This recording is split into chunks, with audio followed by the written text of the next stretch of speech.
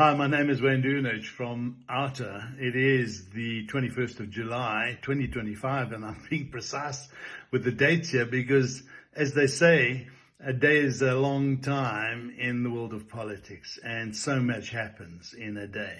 And this development that I'm going to talk to you about is just a true example of that. So let me go back. It's the evening of the 21st, and on the 20th, Sunday, Times ran an article about the corruption that's been taking place in the construction CETA, otherwise known as CETA. And we've been reporting on corruption across a number of CETAs for some time. And we're not surprised at the revelations that came out of that article.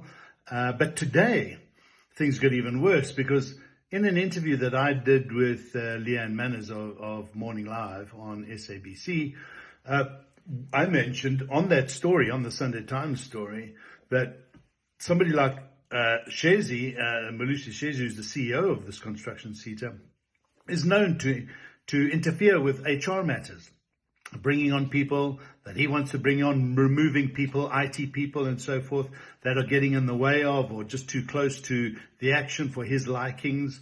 And so he takes over the function of HR. I said that very clearly, and he has. And I've got this information from a number of sources, by the way.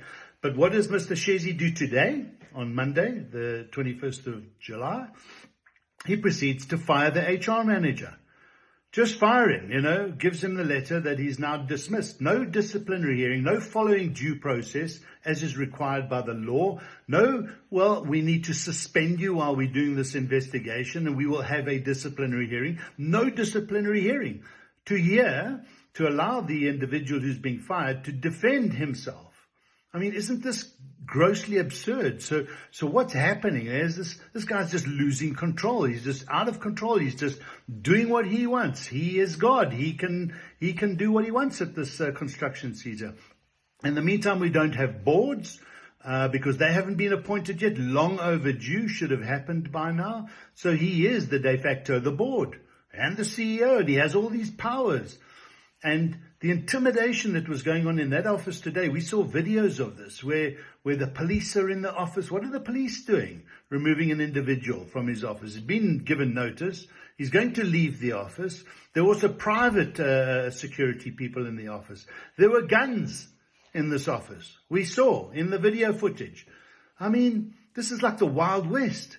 And then we hear this evening that the Minister, Ngubane of Higher Education, has now been removed or replaced, and Buti Manamela, the previous Deputy Minister, is now the Minister of Higher Education. So here we go. We'll start all over again. Well, this is our brief message to the new Minister. Welcome. We hope that you will take our allegations of the serious corruption, maladministration, gross misconduct, overreach, abuse of power that's going on in a number of these CETAs, not just construction CETA, the insurance CETA, the services CETA, and there are others. We hope, Minister Manamela, you will meet with us, and quite urgently, because we cannot have this circus continuing in the CETAs. This is outrageous.